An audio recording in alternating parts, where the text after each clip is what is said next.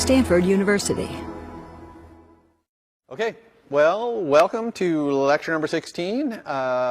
This time I'm going to kind of alternate between showing you some lecture slides to show you something and then doing the demo, and I'm going to go back and forth. I'm also going to go through the lecture slides really quickly because I think you'll get a lot more out of the demo showing you, and I really hope to get to all the demos. If I don't get to all the demos, like my last demo is a CoreMotin demo, if I don't do that, I'll just do what I usually do. I'll go ahead and put the demo code in there and post it, and so you'll be able to see and look through it yourself. But it's sometimes a little more eye-opening when you see me do it. So what are we going to talk about today?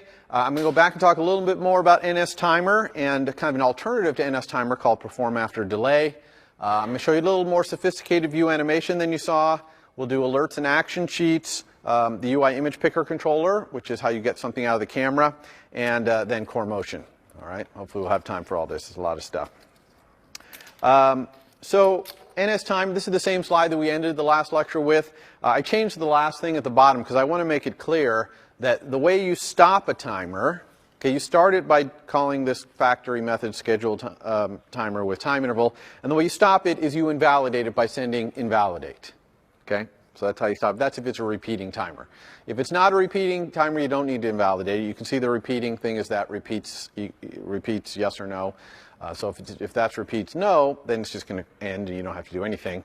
But if it's a repeating one and you want to stop it, you send it invalidate. Okay, and if you have a pointer to the thing that's strong, you're going to want to set it to nil. If you have a weak pointer, actually it'll probably get nilled out by itself. So this is a case where you might use a nil pointer or a weak pointer besides an outlet.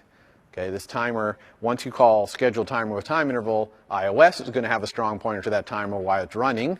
Okay, but once you stop it running by invalidate, it's not going to have a strong pointer anymore. So if you have a weak pointer, your pointer will get nilled out, which is kind of convenient. Okay. All right, so perform after delay. What is this? So perform after delay maybe requires a little bit of thinking in your mind how this works, but it's really a very simple method. Perform after delay, perform selector with object after delay is a method, an instance method in NSObject.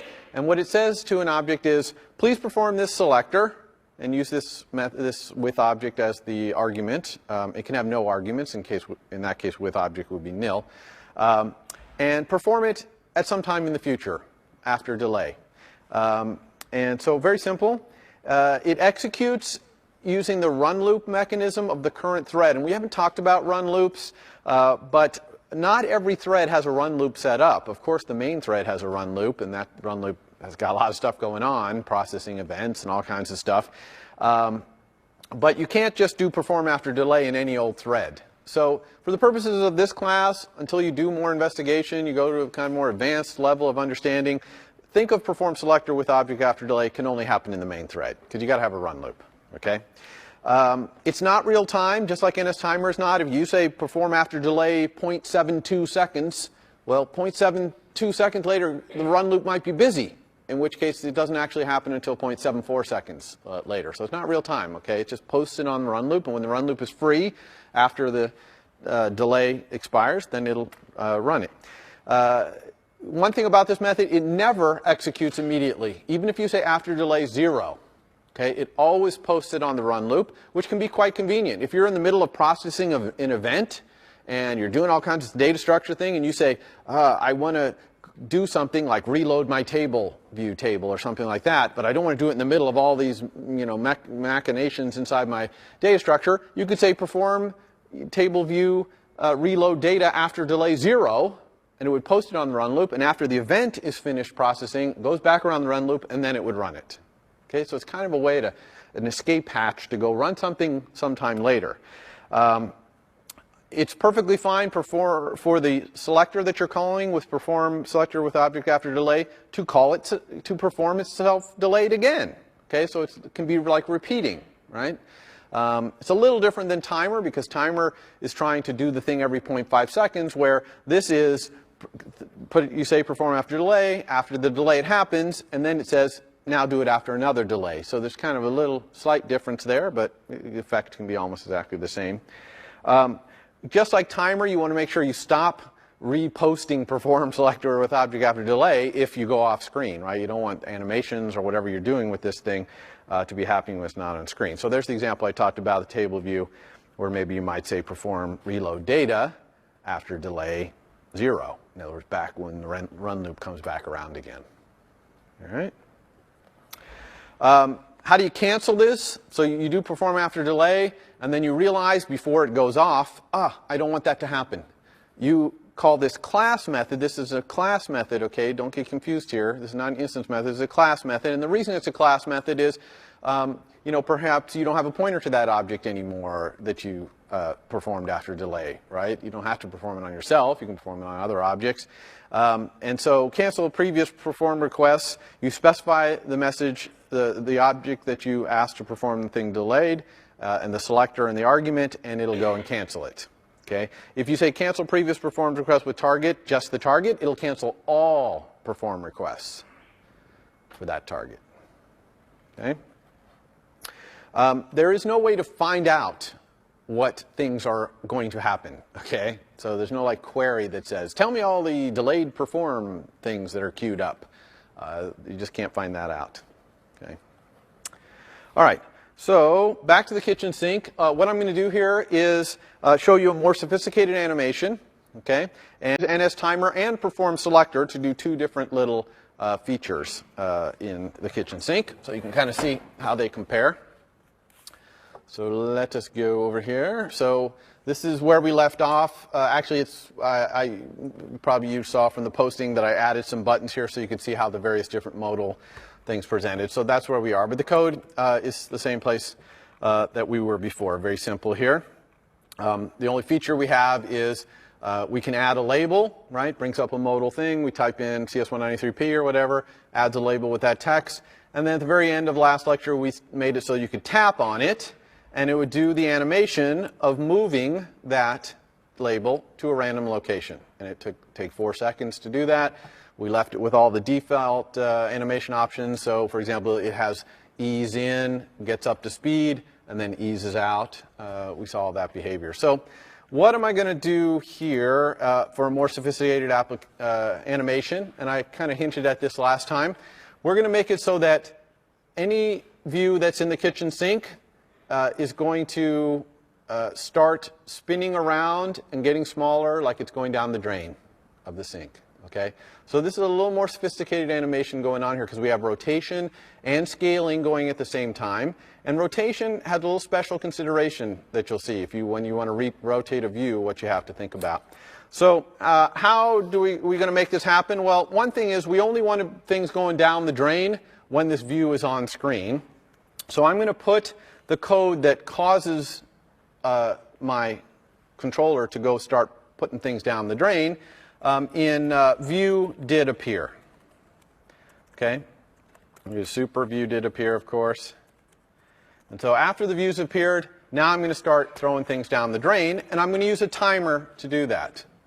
Okay, I'm going to have a timer, and this timer is going to wake up every once in a while, see if there's any views that it can throw down the drain, and then throw them down the drain.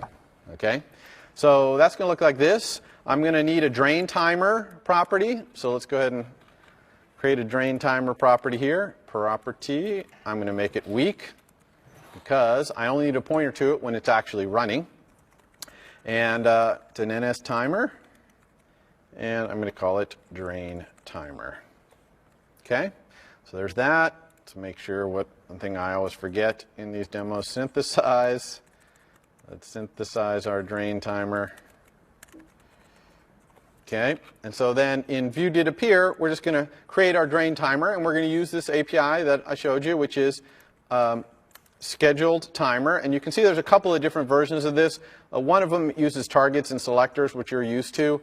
This NS invocation is a class that basically encapsulates the calling of a method. But target and selector is kind of an easier way to do that, so we're going to use this form of this.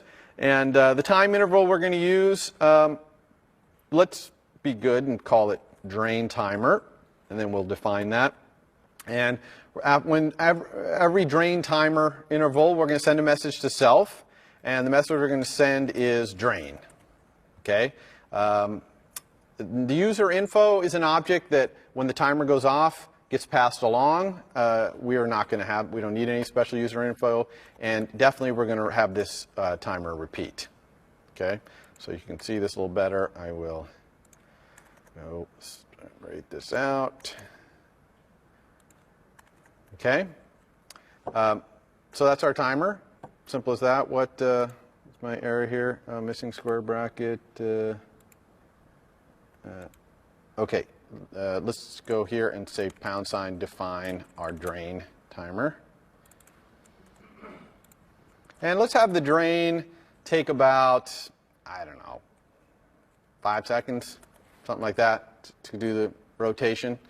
And actually, well, we'll go back to this in a second. We're going to have to modify this slightly, but we'll say 5 seconds to do the going down the drain. That seems like a reasonable amount of time. So we obviously need to write this drain method right here. So let's go do that. And actually, sorry, I'm going to do one other thing right here instead of doing it later. We're turning this on in view did appear, but we really need to turn this off when view disappears.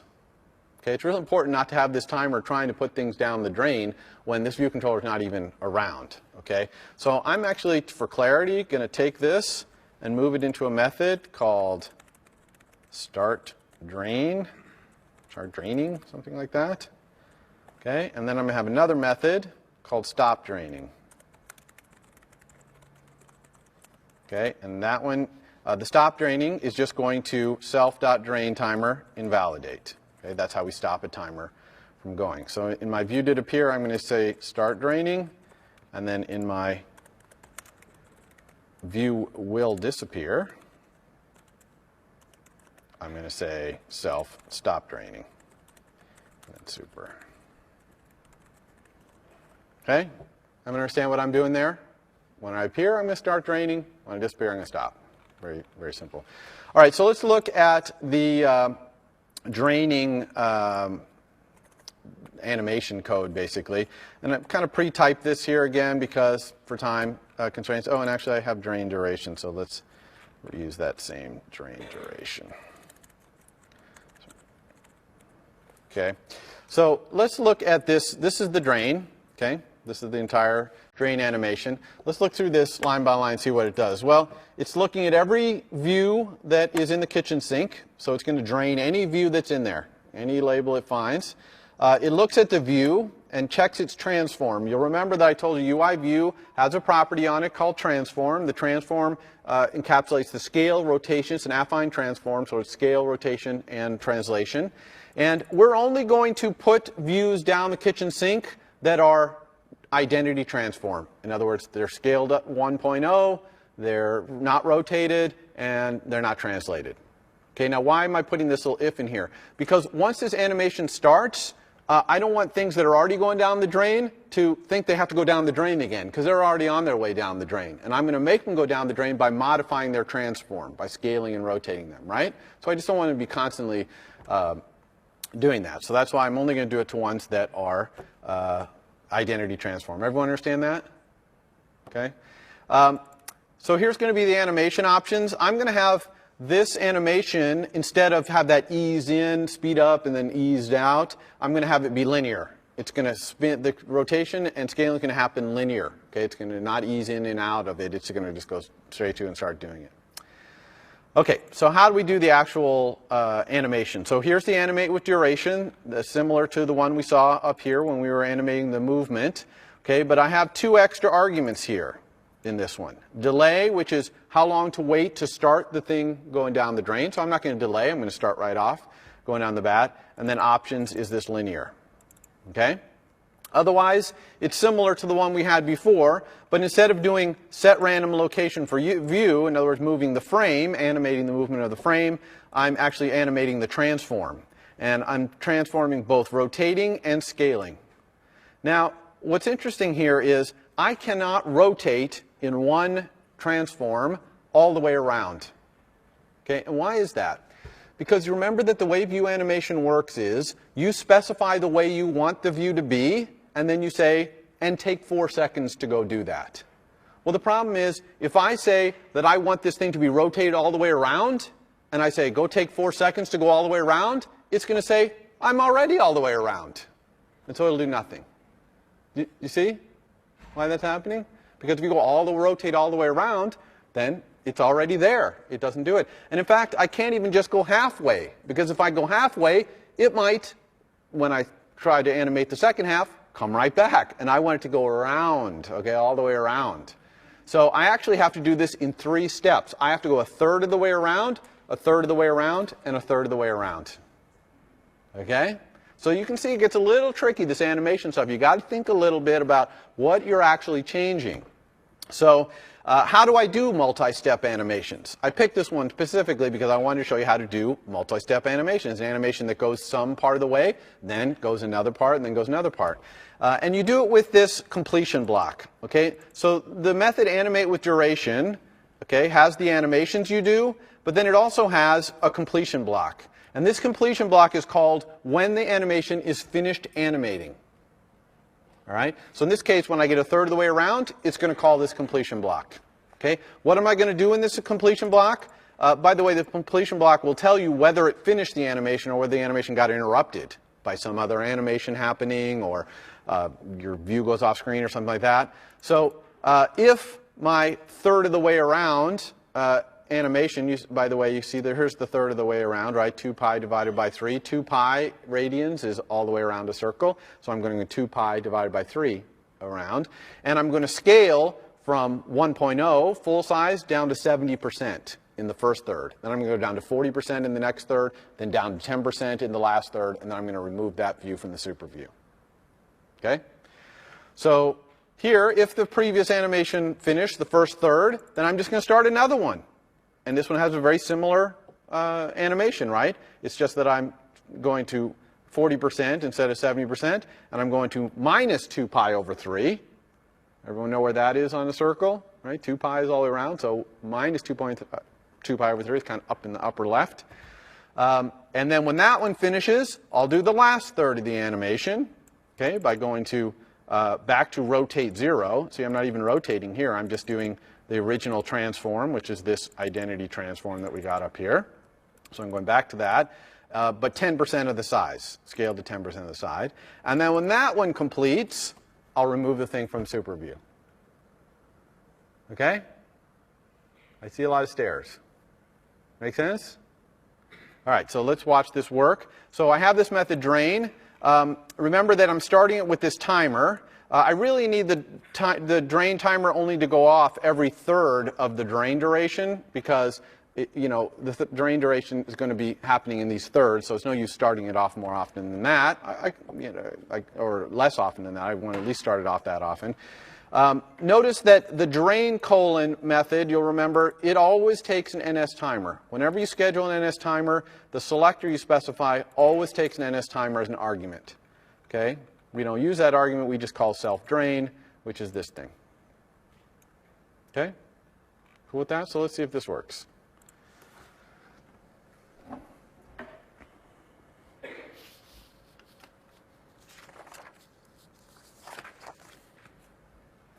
All right, so here is our thing. Let's go ahead and add a label.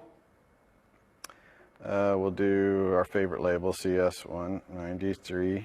Oops. P, well, whatever, close enough. All right, so there it is. And you can see that it's rotating and scaling down and then removed. Okay?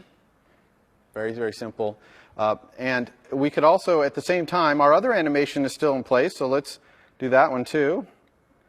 193p this time. If I click on it, it'll still move and do the other animation too. Now, why can both of those animations happen at the same time? Because one is animating the frame, and the other one is animating the transform. Okay, so they're not interfering with each other, so they can definitely both happen at the same time. And this is something to understand too about animations. You can fire up as many of them as you want, and as long as they're not animating the same things, they'll all happen independently. Now, if they start animating the same things, then what? Okay, so let's look at that case. So we have this thing going down the drain. What if we made it so that when you tapped on it, it saved it from the drain? Okay? How would we save it from the drain? Well, what I'm going to do to save it from the drain is I'm going to interfere with that other animation by modifying the transform. Okay? And so to do that, this is back up to our original animation, the one where we just move it to a random location. I'm going to use the more arguments 1, the delay 0, options, and I'm going to specify an interesting option here, which is UI view animation options.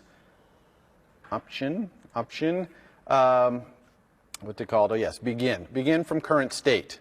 So what this option means is if I start modifying some attribute that some other animation is animating, start my animation from wherever it is. If it's halfway through, start my animation there. Okay, so it kind of like intercepts that other animation and starts doing its own animation. And so what we're going to do here is, in addition to setting the random location, we're still going to do what we were going to do. We're going to set the transform, so interrupt this other thing that's going on here. And because we're interrupting it, all these finished here and these completion things are going to be no. So anywhere we interrupt it here, it's not going to keep going after that. Most interestingly, it's not going to remove it from SuperView, which is nice. So what am I going to set the transform to? Well, I could set it to CG affine transform identity. Okay, in other words, zoom it back up to full size. But actually, I don't want to do that here. Why? Because then the drain's going to go grab it right again and start throwing it down the drain. Okay. Instead, I'm going to take 4 seconds to save it from the drain by moving it somewhere else, and I want it to slowly move up close to identity, but not quite. So I'm going to set this thing to affine transform scale, almost identity. Let's go 99% of identity.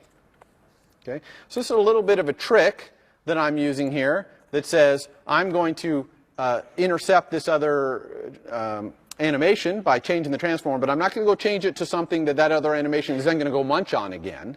However, once I'm done with my animation, then I do want to let the drain have it at it again. And so I'm going to use the completion thing here, bool finished. And when this one completes, I'm going to set the transform to be the identity transform. Okay, and once I do that, once it jumps back from 99% to being full identity, now the drain can grab it again. So I've only temporarily saved it. Okay? So maybe this will all make more sense if we see it in action.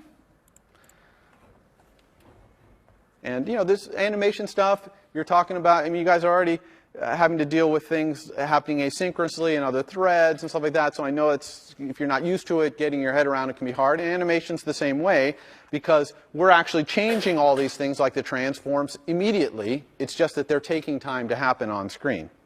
So let's watch it happen though here.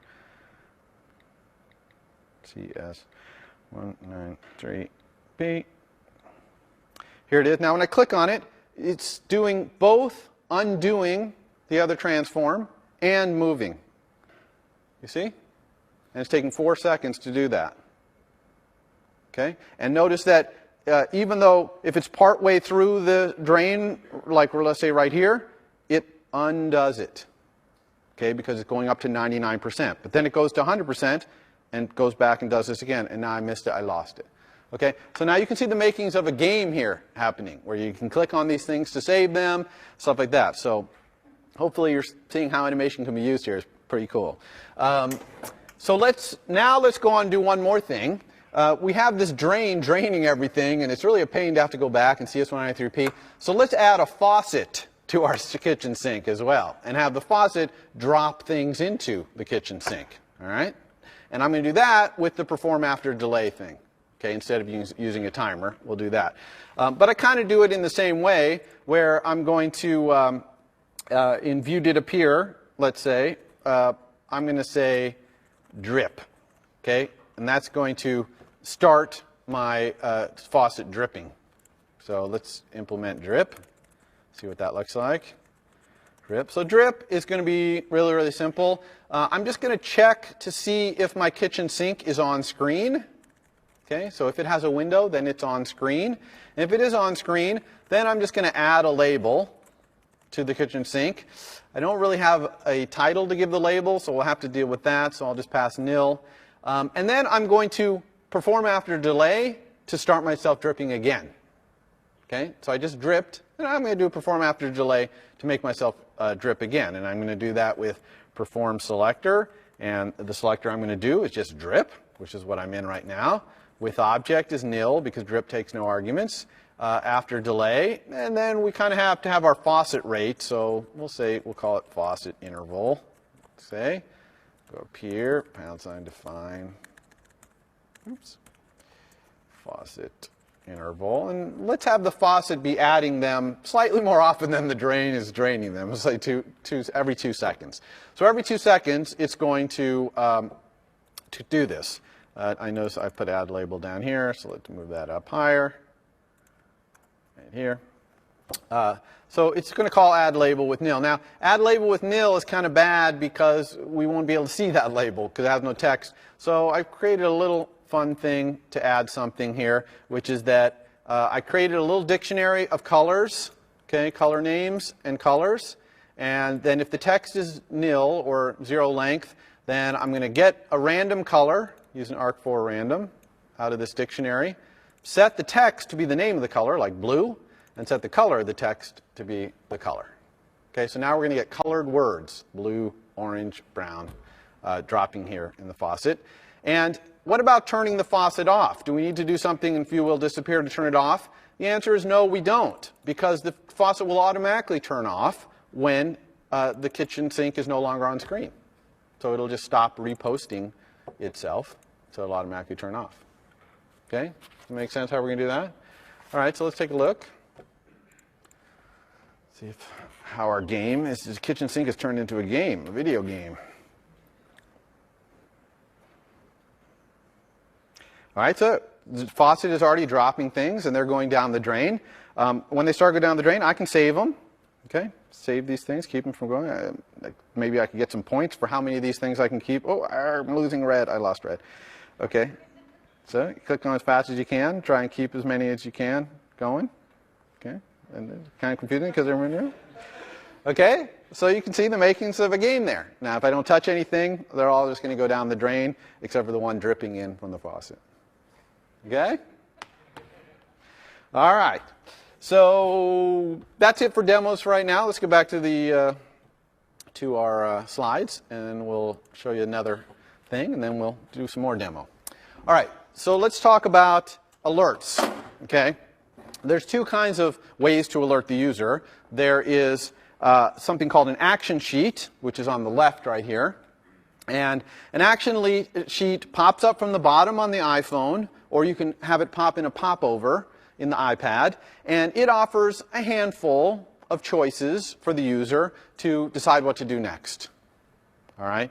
So it always has, well, it can have a destructive button, like the one called self-destruct here, that will be red, so that'd be like delete or something like that. It has a cancel button, although if it's in a popover, it doesn't have a cancel button, because in a popover you just click outside of it and it goes away. And then it can have a few other options. And then on the right is another kind of alert, which is called an alert, a UI alert. And it's more asynchronous things that happen, like you lost your network connection or something like that, that you need to alert the user. Now, be careful of alerts. They are disruptive to the user. The user generally doesn't like them, so don't just be putting them up all the time to communicate information. You're better off communicating the information somewhere in your view controller's views. But if something happens asynchronously, especially, and you need to notify them, then you can put up an alert. So let's look at Action Sheet first. Action Sheet and Alert, very similar API, but let's look at Action Sheet first. This is its designated initializer. It's only initializer, actually. And you can see that it gets initialized with a title. That appears at the top of the action sheet. A delegate, that's how you're going to find out what the user chose. A cancel button title, okay, which is usually cancel, but it might be no or something like that. Destructive button title, that's like self-destruct or delete. And then other button titles, which can be as many as you want. It's this comma, ... notation in Objective-C where you can just put as many as you want and end it with nil. All right? So you specify all your buttons in the init, usually, but you can also add them with this method add button with title. Okay, so that's kind of to dynamically add them. And then to display the action sheet, you, after you create it, you use one of these show methods on it. So there's show in view, which centers the view on the iPhone. It centers the view, well, on the iPad, on the iPhone, when you show in view, it's going to slide up from the bottom. All these are pretty much going to slide up from the bottom on the iPhone. On the iPad, it would center the view, and so you don't want that. So never use show in view on the iPad. Then there's show from rect, which is kind of cool. So you have a little rectangular area, and it'll show in a popover from pointing at that little rect on the iPad. And show from bar button item, similarly, the popover will be pointing to the little bar button item. On the iPhone, again, you only use show and view because there's none of these things make sense. You can't have popovers and all that stuff, so it's always going to slide up from the bottom. When you're displaying action sheets, you do have to think a little bit in a universal app. Okay, where, on the iPhone, it's going to slide up from the bottom, but where do I want it to come from on the iPad? So you have to give that a little bit of thoughts, a little bit of if-thens in your code if you have a universal app. So you find out, so the thing slides up, user clicks some buttons, you find out what they chose via delegate, okay? It has this method, action sheet, clicked button at index, and the index you can compare against some properties that are in the action sheet, like the cancel button index or the destructive button index, or you can get the title of a button at an index and compare that to the titles you gave it in init, okay, which is a common thing to do as well. You can also find out what the index of the first button is and things like that, so you can do some math. But usually you're just going to compare the strings. You have to be a little careful with localization there. Make sure you're comparing the string that you put in the UI to the string that comes back. And you can also programmatically dismiss the action sheet. Why would you ever want to do this, right? This action sheet comes up from the bottom on the iPhone or in a popper. Why would you want to programmatically dismiss it? Well, one of the most common and important reasons is that your application gets put in the background. Okay, why is that an important time to dismiss an action sheet? And how would you want to dismiss it? You'd probably want to press cancel. So you do dismiss with clicked button index, self.cancel button index. And the reason for that is when you get put in the background, you might be brought back to the foreground and your action sheet is still there. Or you might be in the background and you get killed because your phone runs out of memory, some other apps start using all your resources and you just get on the kill list and they kill you. And if you get killed right in the middle of putting up that action sheet, your app could be in kind of an odd state, okay? So kind of an auto cancel makes sense. And how do you find out you go in the background? You just listen for the NS notification UI application did enter background notification. Popover considerations, a couple of things. One, there's no cancel button. I talked about that. Two, when you have a popover action sheet come from UI bar button, that toolbar that the bar button is in will be added to the pass-through views for the popover. And you'll remember that the pass-through views are the views on your screen that if you touch them, the popover won't go away.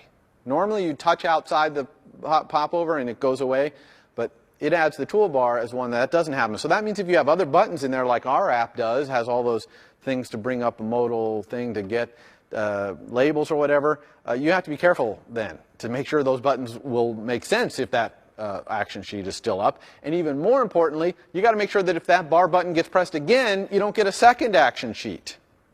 Okay? So we'll show that in the demo, how we avoid that. So that's action sheet, pretty straightforward.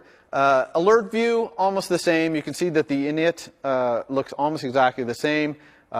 There's a message, though, like network connection failed or something like that that comes in. Also, you don't have the destructive button in the alert. You can still add more buttons with this button title thing. And you display it here with show. There's no show in rect or show from bar button item or anything like that because it just comes up in the middle of the screen always. Dims the screen, it comes up in the middle. That's always the way alerts show up on any platform.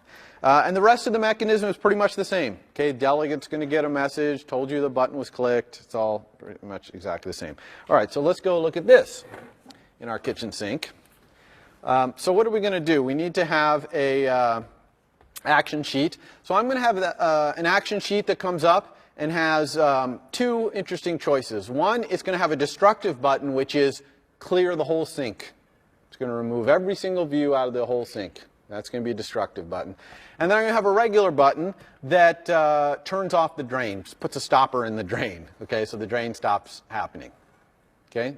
All right, so what's that look like? I need to go back to my UI here in the storyboard and put a button that's going to bring up this popover. So I'm going to put it right here. You see in this upper right-hand corner. So let's do that. I'm just going to go down here in my object library. I scroll mouse wheel. Where's my bar buttons? Here's one. Put this up here. I really don't want it to be next to these. So I'm going to put a flexible space in right here between these two. Hopefully you guys have maybe discovered this nice feature. So this puts it over here. And we'll call this sync controls or something like that. And so when we click this, we want to bring up this action sheet. All right, so how are we going to do that? Well, we just need to wire up this sync controls button to a target action thing. So let's do that. Let's put this down towards the bottom here somewhere, like right here. All right, so we'll put it right there. And we'll call this control sync. It had an ID as the argument there. Sorry, I'll make so you can see this better. Control sync. What happened to control sync? Where is it? There it is. It has an argument ID, but really it's a UI bar button item. So I'm going to make that clear that this method works with a UI bar button item. All right, now let's go ahead and create the action sheet. We're going to have to go back and modify this slightly because of what I was telling you before about the pass-through views. But what does creating the action sheet look like? It's really straightforward. We're just going to say UI action sheet. Oops, action sheet, star action sheet equals UI action sheet, alloc init with all this stuff. Okay, so let's go through all these things. This is our sync control, so maybe we would say sync controls here. Okay, that's just the title of our action sheet. Delegate is self, so we're going to have to implement the UI action sheet delegate protocol. We'll do that in a moment. Cancel button. I'll say cancel, but remember that it's not actually going to appear. So even though I'm going to specify a cancel button here, it won't appear because this isn't a popover, and popovers don't need cancel buttons because you can click somewhere else and cancel them that way. The destructive button title, I'm going to call it empty sync. Empty sync. Other button titles, the only other button I'm going to have is stop drain. Well, let's call it the drain button because I'm going to actually have that button changed depending on whether the drain is currently stopped or not. Okay, so there's that. I need to create the drain button, so let's do that. Drain button. And the drain button is basically if I have a drain timer running, then this is going to be, let's call it stopper drain. Okay, we'll put a stopper in the drain. And if not, then we'll call it unstopper. You guys know I like visit, unvisit, stopper, unstopper. So there we go. So that's the drain timer is going to say that. That's pretty much all we need to create the action sheet. We still have to do a little bit of extra stuff here to implement the delegate protocol in a second. But then we can just perform the action sheet like this. Show from bar button item. Okay, that's the sender, right? Animated yes. Now, if we just did this, let's go ahead and make our UI action sheet, UI action sheet delegate. So we're going to be UI action sheet delegate, and we'll put a stub in here, void action sheet. So here are all the action sheet delegate methods. There's a clicked in, there's dismissed, did and will dismissed, and also cancel if it got canceled. So let's go ahead and do the clicked. And here's where we'll handle something being clicked. But we're not quite done up in here. And why is that? And that's because of this pass-through views thing. If control sync is called and this action sheet is already up, we do not want to put it up another one. Okay, so we would not want to alloc and init another one here. So we're going to have a action sheet property where we store this action sheet. Okay, so we're going to have to add a property to our view, and you pretty much have to do this with all popovers, is to store. Now, notice that I'm making this weak. Why am I making this weak? Because I really only need a pointer. I only even want a pointer to this thing if it's actually up. Okay, so I'm going to make that weak. So there's another example of where you might use weak, not in an outlet, right? So let's synthesize this thing. Action sheet equals underbar action sheet. Let's go down here now. Now that we have a pointer to the action sheet right here, we can check it at the beginning and say if self.actionSheet, then do something, else do all this business. Okay, now here's an interesting line of code right here. What do we do if the user clicks on that action, the control sync button, and the thing is already up? Now, a lot of you might be tempted to dismiss the one that's already up. Okay? And I'm actually a fan of that UI. I think it makes most sense that if you clicked on a button and there's a popover already coming up from that button, that it would dismiss the thing.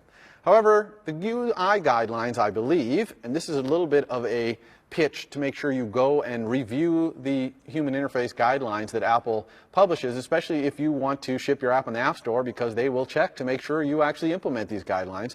But the guidelines say, actually, in this case, you should do nothing. Okay?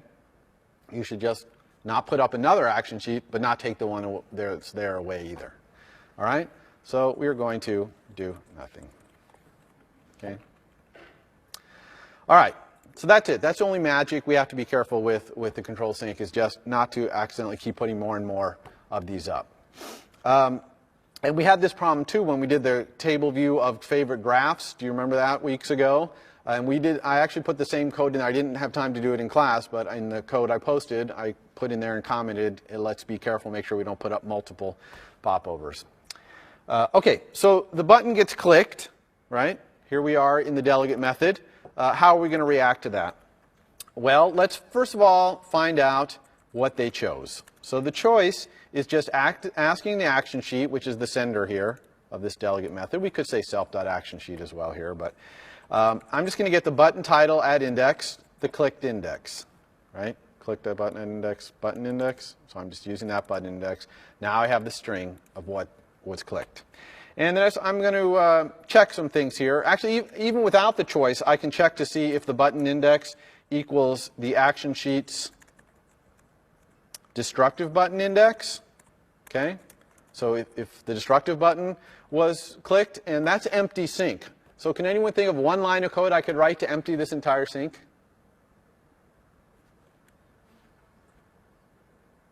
It is to have our kitchen sink subviews make objects perform remove from superview. Okay, so this is a cool method on NSArray called make objects perform selector. And it basically goes through every object in the array and makes them perform that selector. Okay? So remove from superview, awesome. There's also a perform selector with object. You can do that as well. Yeah? Could you set it to a new empty array? The question is, can I say subviews equals nil? And the answer is no, you can't do that because subviews is a read-only property on view. And you'll also just remember that the way we remove views is we ask the view to remove itself. The way we add them is we call add subview on the superview. So we've got to be consistent with that. So that's that one. What else do we want to check here? We want to see if the choice is equal to stop or drain. And here I'm going to be a good coder, and I'm not going to have this literal twice. So I'm going to change this to stop drain and make that be # define, paste, sorry, copy, paste, and we'll make one for unstop as well. Okay, now, of course you know that you don't really want to have literals, whether they're strings or numbers, sitting in your code. And why do you want to do that? Well, because you mistype them and now things don't work. Especially, though, in a circumstance like this, where I'm going to compare the choice that was made coming back to me to what I put in there. I really need to make sure I don't mistype something there, because then the logic of my program would actually be wrong. So here I'm going to check to see if this is stop drain. If it is stop drain, how do I stop a drain timer? Well, luckily, I have this method, which fortunately is not higher up in the file, but I will move it, put it up here, called stop draining, the same one I call in view did disappear. So I'm just going to say stop draining. All right, and exact same thing here. If they say unstop the drain, oops, then I am going to start draining. Okay, make sense? So easy reuse there. And so that is all we need to do. Let's make sure this works.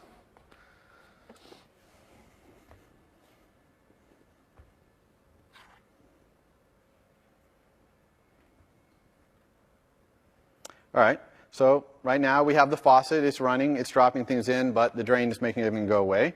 So if we go up to sink controls up here, we could empty the whole sink, everything's gone, okay? Or we could turn the stopper off on the drain. And so now when the faucet runs, these things won't drain, okay? Make sense? And if I turn the drain back on, they're all going to drain down at the same time. Woo. Okay, save that one. No, let's save that one. Saved.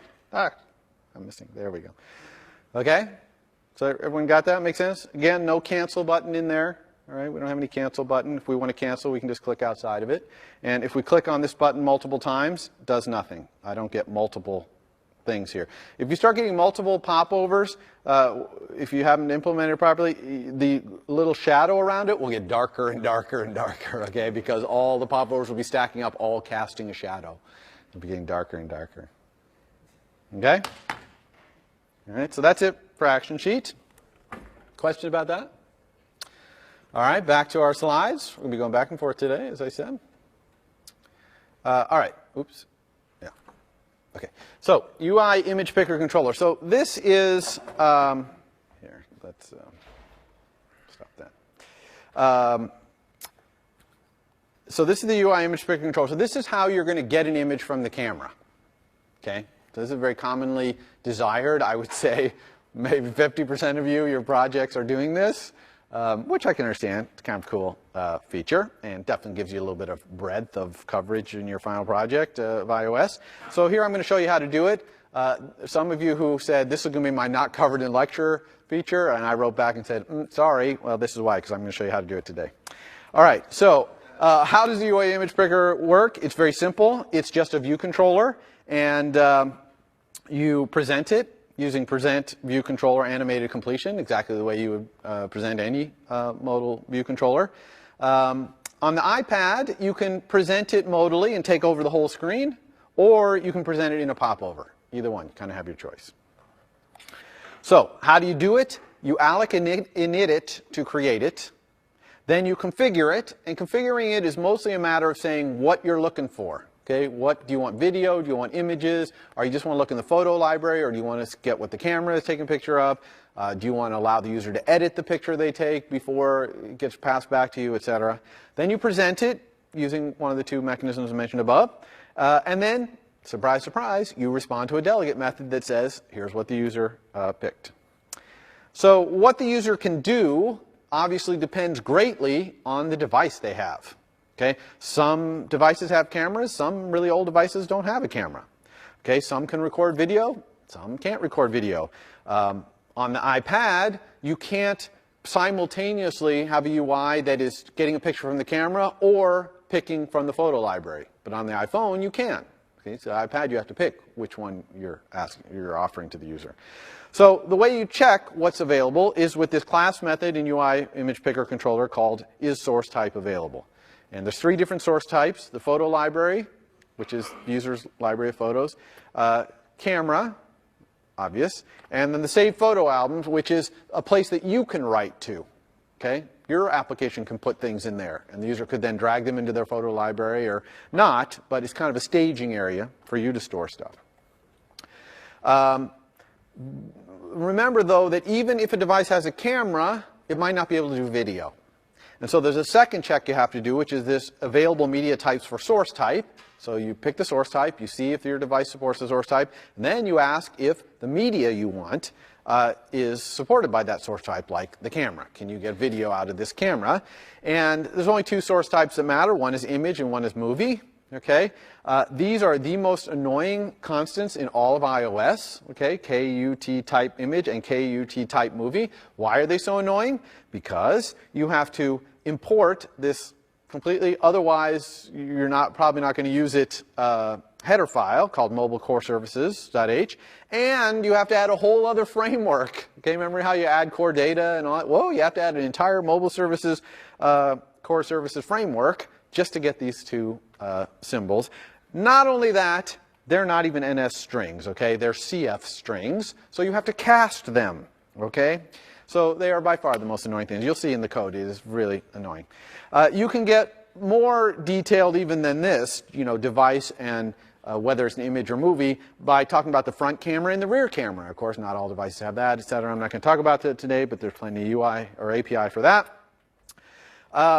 So here's an example of how you would set the source type and media type. We're not going to go through this because we're going to do it in the demo, but this is basically how you would do it. Notice the cast in the middle there.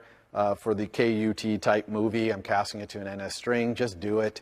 Don't worry about CF strings. I mean, CF strings, if you start using core foundation things like CF string, there's a big issue there, which is memory management. Because you guys have ARC, okay, automatic reference counting, automatic memory management.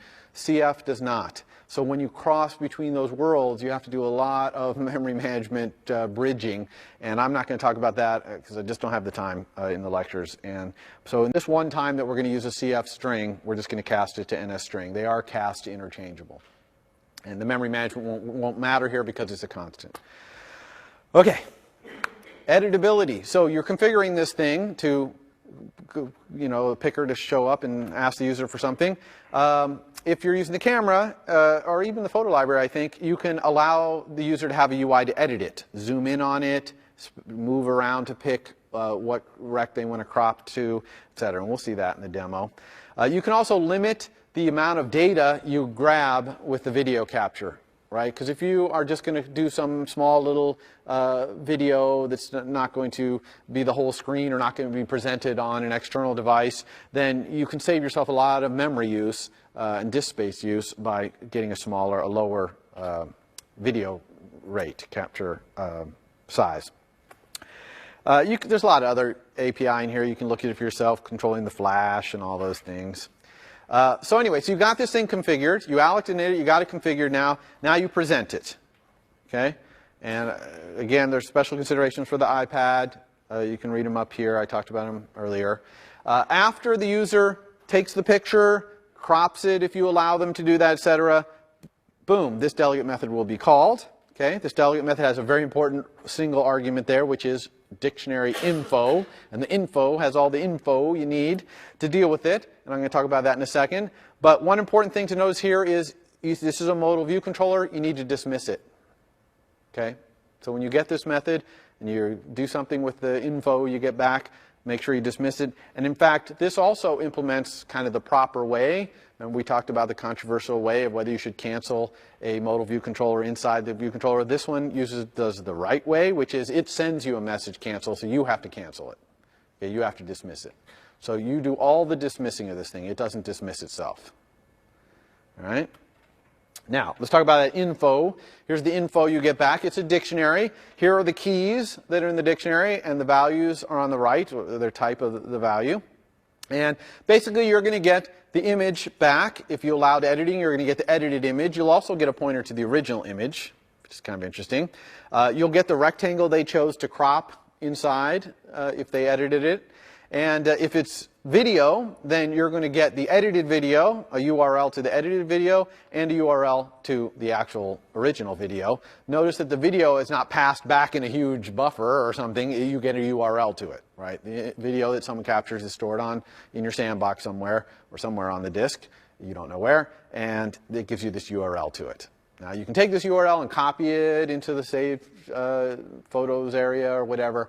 You could process the video if you want using all the video APIs, which we're not talking about probably in this quarter. But that's how you get the video back, is through the URL.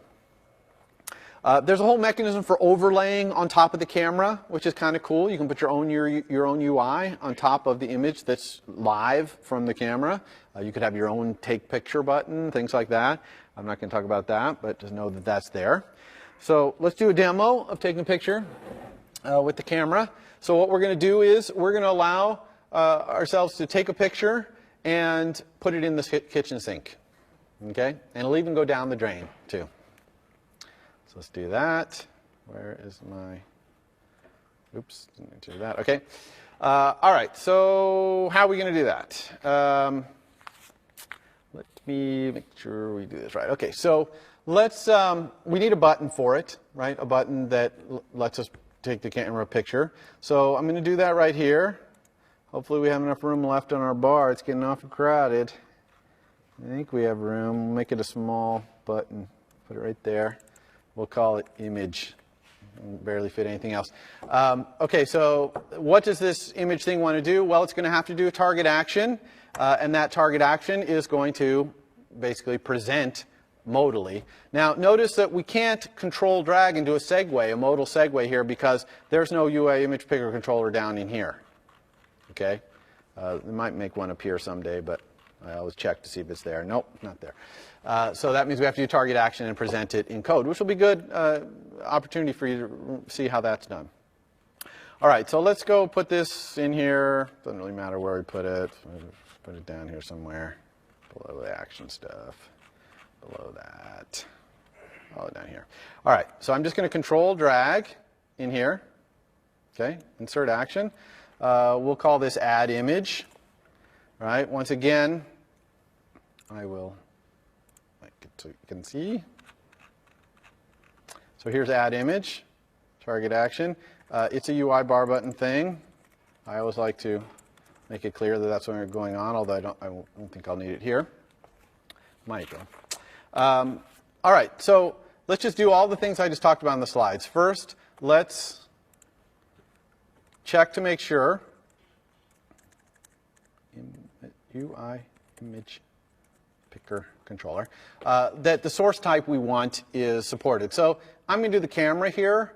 Remember, I'm on iPad, so I kind of have to decide whether this button is letting me choose from the camera or from the photo library. Now, I could have another button that lets the user do the other thing, okay? But they're not combined like they are on the iPhone. If you do on the iPhone, you'll get an action sheet, actually, that will come up first modally, and then you pick photo library or camera, and then the picker will then come up after that. So, and that happens for you automatically. You don't have to do that yourself. So we're going to see here if the source type, you can remember the names of these things, is source type available.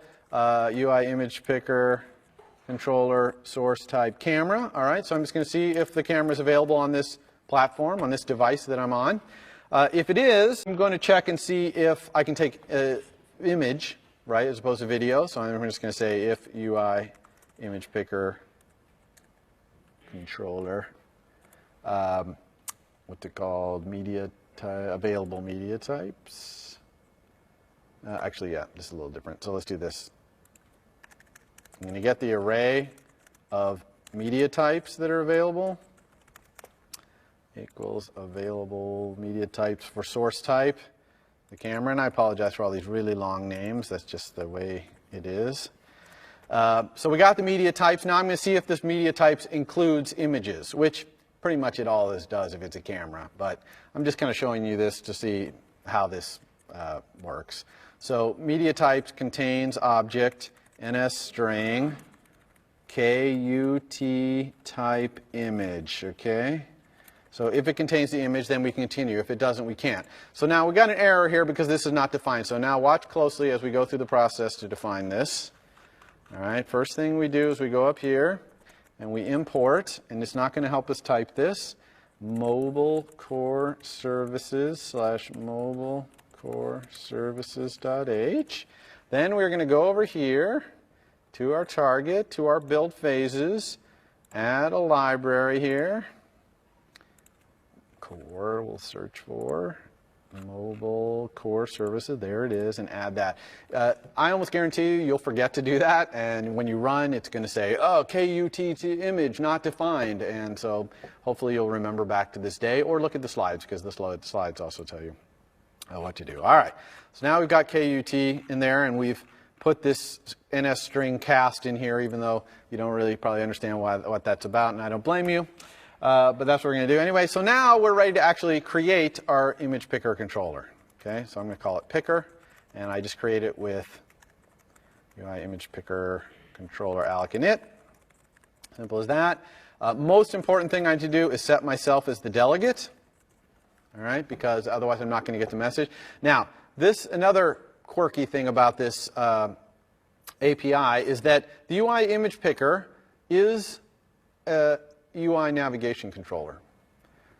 And so UI navigation controller has a property called delegate as well. And this is kind of it's using it for both things. So when we go up here to say that we implement UI picker controller delegate, UI image picker controller delegate, we also have to say that we're a UI navigation controller delegate. Okay? Now, you're not actually going to use anything in that protocol, but it's just kind of an unfortunate, possibly unfortunate decision that they decided to have the delegate be the same named property, so that delegate has to implement both of these, say that it implements both of these. All right? So that's in the slides too. So if you have trouble there where it's giving you a warning here saying, you know, this itself is not a UI navigation controller delegate, you'll know why.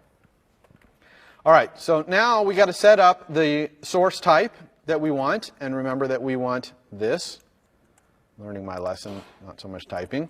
I also need to set up the media types that I want. So that's an NS array, array with object, NS string, KUT type image.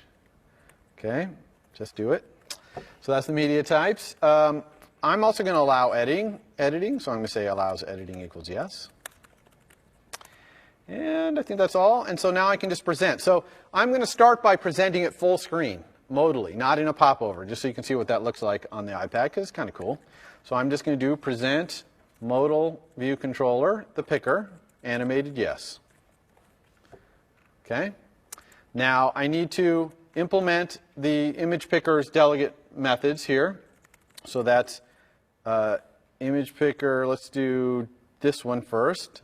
This is the one where we actually get the information. Okay, did finish picking media with info, and we'll do something there when that happens. And then we're also going to have image picker controller did cancel. Okay, and both of these I'm going to have a little method called dismiss image picker. I'm going to call it from both. And you'll see why I separate this out in a second here. Void dismiss image picker. Now, for this, we're not doing popover yet, so for just the normal modal view controller, all I need to do is what I would normally do when I'm dismissing a modal view controller is self, because I'm the presenter, dismiss modal view controller, animated yes. Okay, if this is a popover, I'd have to dismiss the popover here. Okay? All right.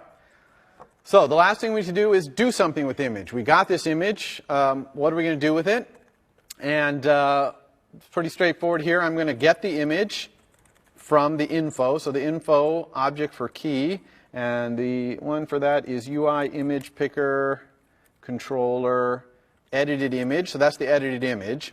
But to make my code a little bit more general, even though I know I'm offering them to edit it, if I ever set this to no, I would still want my delegate to work. So I'm also going to say if not image, in other words, if there's no edited image, then I'm going to set the image into object for key, the unedited image, original image. Okay, so I'm just being a little more general there. So if one of those two is non-nil, okay, so hopefully we get something, then I'm just going to create an image view, UI image view, alloc init with image, the image. So I'm creating an image view. One thing I don't want this image view to be, though, is gigantic. You know, some of these devices have very high resolution cameras, and they'll give me very big images, okay? But here is the kitchen sink. I want the thing small. So I'm going to put a little code in here to make that thing smaller. I'm going to get the image views frame.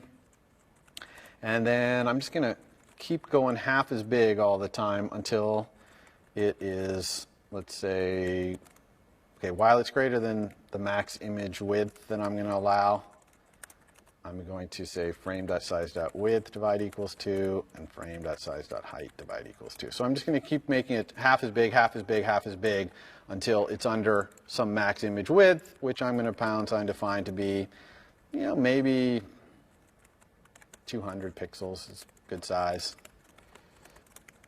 Okay. And then I got to set the image views frame to be that. And then I'm going to put it at a random location. And then I'm going to add it to the kitchen sink.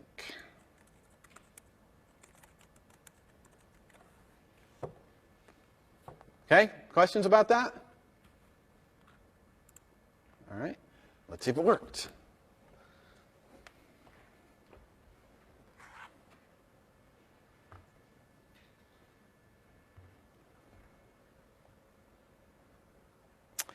Okay, so here we have our sync is working, looks like.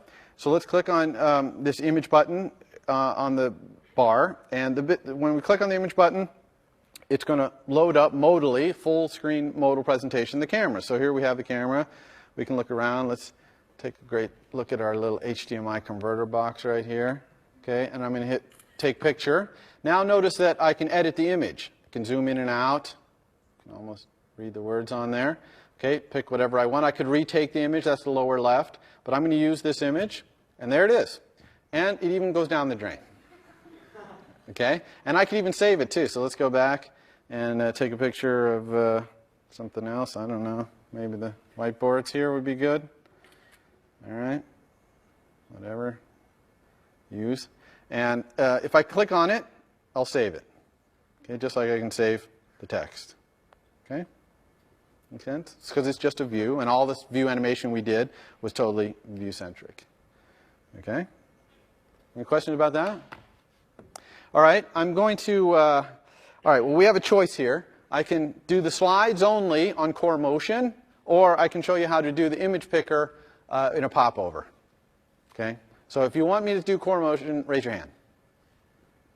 Okay, if you want me to do this thing in a popover, raise your hand. Okay, CoreMotin wins by a hair. Okay, so I'll show you CoreMotin. And this is probably better anyway, because I will post this code after lecture, and I'll put in the CoreMotin example. I'll explain what I'm going to do with the CoreMotin is. I'm going to make it so that as you tilt the iPad, the views slide down towards where you're tilting it, okay? So they slide towards the center of the earth, basically, okay? At the same time, they're doing all this other stuff too, okay? So like if you click on one, and it starts to move over here, and you tilt it here, it'll actually start fighting gravity and then sliding back, which is kind of cool, okay? So, and the code for that is 5 lines of code, so that's the other cool thing. All right, so let's look at CoreMotin. So what is CoreMotin? CoreMotin is an API to access all the motion sensing device hardware, and there's quite a bit, right?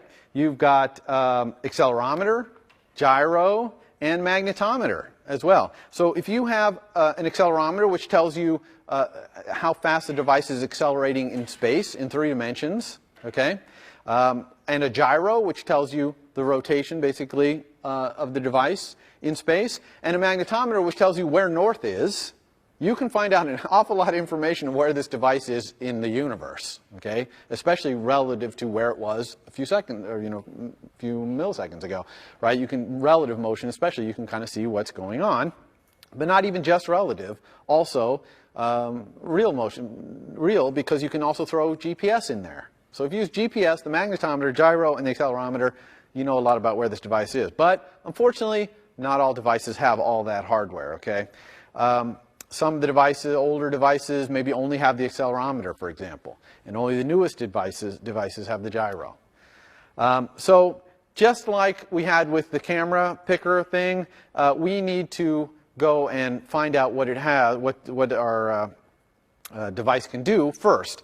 And the way we access all the information about the motion is through this class called CM Motion Manager. Okay, this is the magic class that's going to tell you everything about what's going on motion-wise.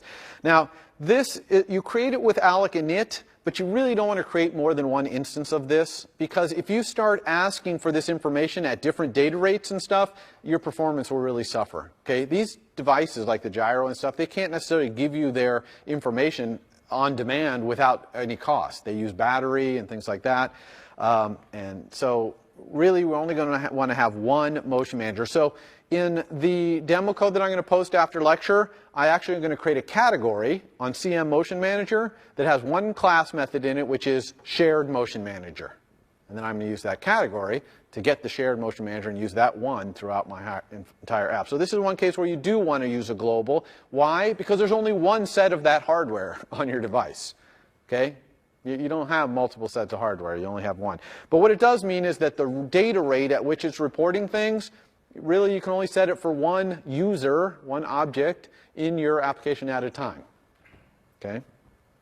So, how do you use the motion manager? You first check to see what hardware is available, just like the camera, and then you either start sampling, you tell it to start getting the data, and you start looking at it by basically polling or asking it, or way better, you post a block onto a queue, and that block will be called at whatever data rate you tell it with the latest status of everything. Make sense? So those are the two ways to do it, polling and getting a block called. So how do you check the availability of the sensors? They're very simple. In CM Motion Manager, there's these properties, accelerator available, gyro available, magnetometer available, device, etc. There's an interesting one there. You see the last one called device motion. And we're going to talk about what device motion is because it's kind of a combination of all the other ones.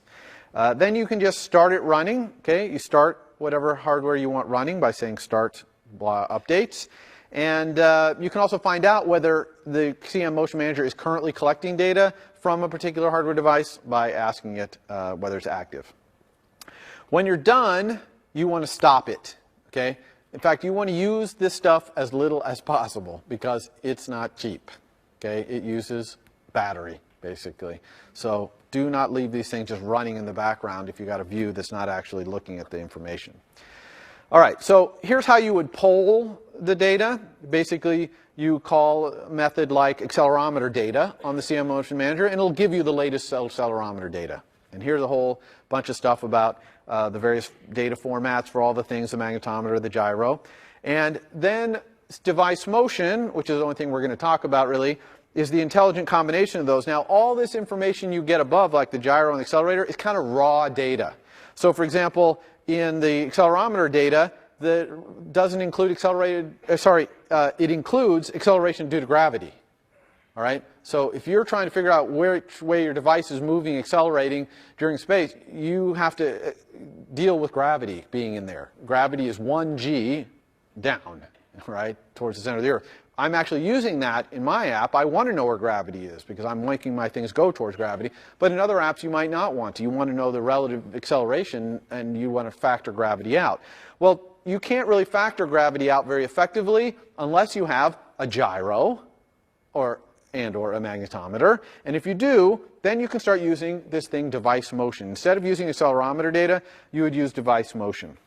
So here, for example, in a device motion object that you would get from CM Location Manager, will give you the user acceleration and the acceleration due to gravity as separate vectors, which is really cool.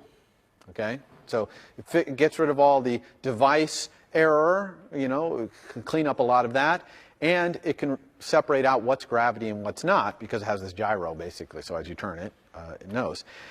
Rotation data is even more interesting, right? Normally a gyro, you kind of get this raw data and it's not really telling you what you want, but with a combination of having the accelerometer and the gyro, now you can get roll, pitch, and yaw. So you can actually know what your device is. You know, if you'd imagine your device was an airplane, right, you can tell roll, right, pitch, and even yaw. Okay, so a lot more information if you combine the two. And the CoreMotin combines it all for you. So you don't have to do any of the complicated math behind doing that, which is quite complicated. Totally understood math, but still complicated. CoreMotin will do all that for you. So here, how do you get this information? You do it by registering a block. Here is accelerometer and gyro and magnetometer. And here is device motion. So here's getting the device motion updates.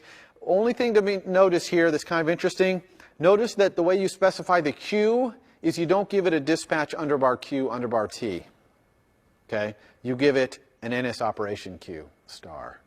But an NS operation Q star is basically the same thing as a dispatch underbar Q. It's just like an object-oriented version of that. And 99% of the time, you're probably going to be specifying the main queue as your queue. That's what we're going to do here. We're going to do it on the main queue because I need to do UI stuff when my accelerometer changes anyway. But you could specify another thread, and the way you do that is just NS operation queue alloc init. That's just like dispatch queue underbar create. Okay, now you have another queue, and you pass it here, and it'll execute this stuff in another thread. But be careful not to do UI stuff there, or managed object stuff, or whatever. Yeah. With the NS operation queue, do we have to worry about releasing it at some point? So the question is, do we have to worry about releasing the NS operation queue? Or no, you have Arc. Okay, so it'll take care of all that for you.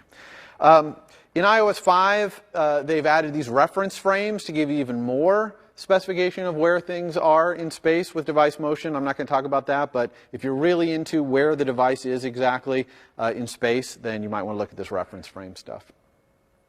You can obviously specify the interval at which your handler, your block, is going to get called. Okay, so this is in number of seconds, right? So if you wanted 50 hertz, this might be 0.02 seconds. Again, you don't want to do something too expensive in that block because, especially if you have a high data rate, same reason that we have with the timer. And it is okay to add multiple handler blocks. In other words, you can call start accelerometer updates with this block, and then you can call it again, start it with this other block too. So you could have two different blocks going on, but they all will share the same data rate. Okay, and this is where having a shared CM motion manager can be somewhat possibly a disadvantage, but it's intentional that you only want to have one because you really don't want it reporting at different data rates unless they were an exact multiple of each other, one at 25 hertz, one at 50. That would probably not be bad. Okay, so we don't have time for the demo. We're 5 minutes over anyway. I will post the code that makes this thing tilt. I encourage you, one thing about the kitchen sink app that's nice is you can see it kind of has the makings of a game.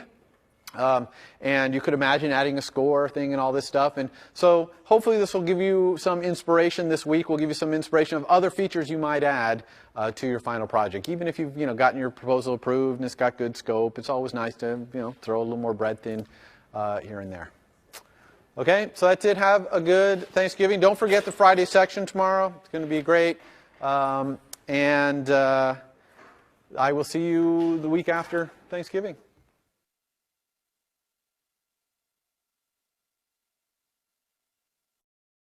For more, please visit us at stanford.edu.